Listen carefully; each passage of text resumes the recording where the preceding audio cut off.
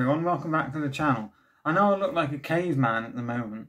Barbershops are still closed.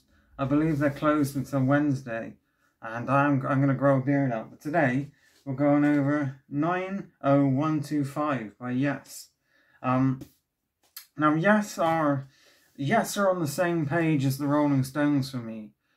Both legendary bands with amazing discographies, but I'm not so much of a fan of them that I'd pick up their stuff on vinyl. I mean, originally I only bought this Yes album because of the way it looks, which we'll get into in a minute. I've only got one Rolling Stones album as well. I love, when it comes to Yes, there's a few albums I love, and I swear there's my favourite Yes song, I think it's called The Roundabout. It's just an amazing song, but Yes, for me, they sort of lost their way a bit. I believe there are Yes albums after this. I'm not, I don't know that much, I should have researched it, but this is the last Yes album that I'd listened to through their discography. And then, I don't know, I believe John Anderson has some solo stuff as well, but it never really interested me. But yeah, let's get straight into it, shall we?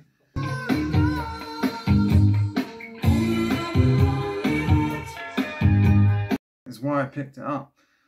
This is now 2 years old, so it's a bit beaten up. But you may remember this. This was the opening. If you've been on my channel for a while, this record spinning was the opening for the channel for the longest while, until I changed it to me flicking through records. So I'll show you that. So I love this 80s style synth pop, not synth pop. What's it called? It's sort of that 80s futuristic look, you know, like Tron and Back to the Future. A lot of 80s stuff tried to mimic the future, and I get that style from this. And I love the pink, yellow and blue. Oh, I'm dying. We have a great sleeve with a bit of ring wear because it is quite old. But this is why I bought it. This is why it's so cool. I love the three colours, just amazing. Now I've talked about this a few times from like, I did a video on why records are so cool, and basically on my old record player it had a 75 RPM feature, which was completely useless. 75 RPM records are like the early 50s and before. You wouldn't really want to listen to that unless you're like, well, unless you buy one specifically, and then you have to upgrade the, anyway, doesn't matter. So I would play this record on 75 RPM, which I shouldn't have done, but I did, because of the three colours, and it would spin really fast and look really cool. That was back before I learned to appreciate this record. I love the music on it, but yeah, I love how the three colours fade into each other, and I love how it looks in the light, which is great, because of where the sun is at the moment when I'm recording. I can capture the light. Let's talk about the music. Yes, especially on this album and some of their earlier stuff, is the choruses and the hooks are incredibly catchy. They're really good at writing these great hooks and some amazing guitar work within those hooks, but it's always the choruses that capture me with their songs, especially on this album. So it starts off with Owner of a Lonely Heart, which is one of the, probably one of the most famous 80s rock songs. It's iconic. I love the lyrics. I believe, I'm probably going to get this wrong, I believe John Anderson is the vocalist. Well, I probably don't. I never just pull it out and read like I should. Yeah, he is a vocalist. It says it right there. John Anderson vocals, amazing vocals.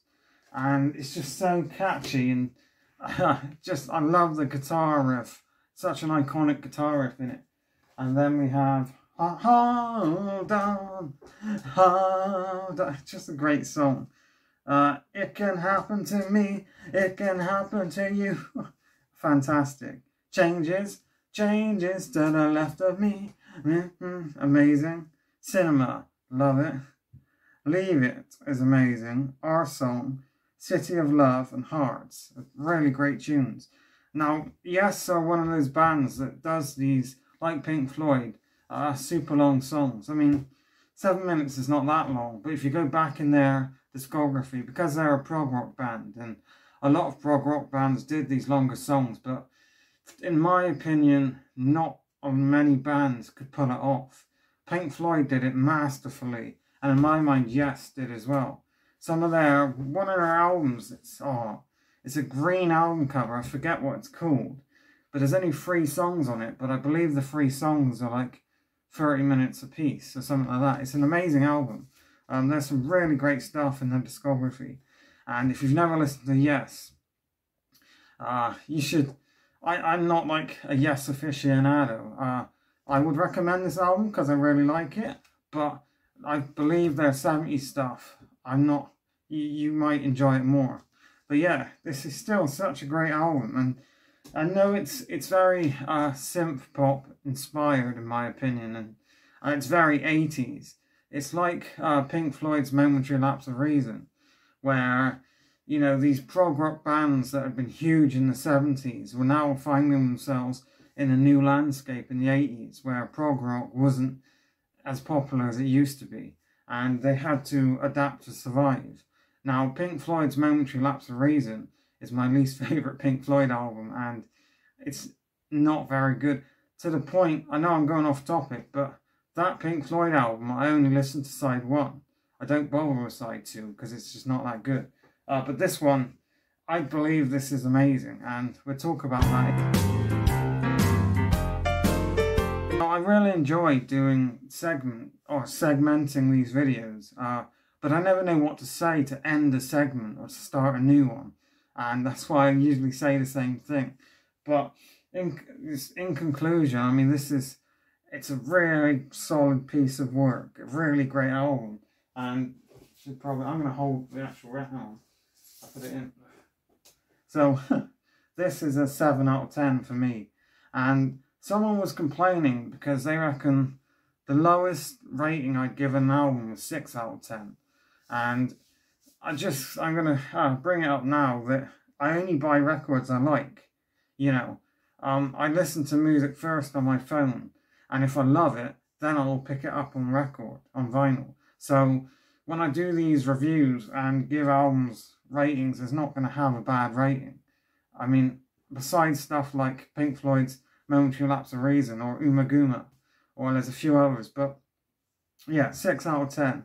An amazing piece of 80s rock music, and definitely something I would recommend. I need to get into more Yes. I'm going to, because I've been trying to push myself to listen to new music, and on the agenda is Yes, the Rolling Stones, Prince. I mainly have only really listened to Prince and the Revolution sort of era, and the Many Faces of Prince, which is his posthumous album. I'm trying to get myself to listen to his whole discography, as well as his other 2 bands. But yeah, Yes's 90125 is amazing. Thanks for watching, and I'll see you again next time. Take care, everyone.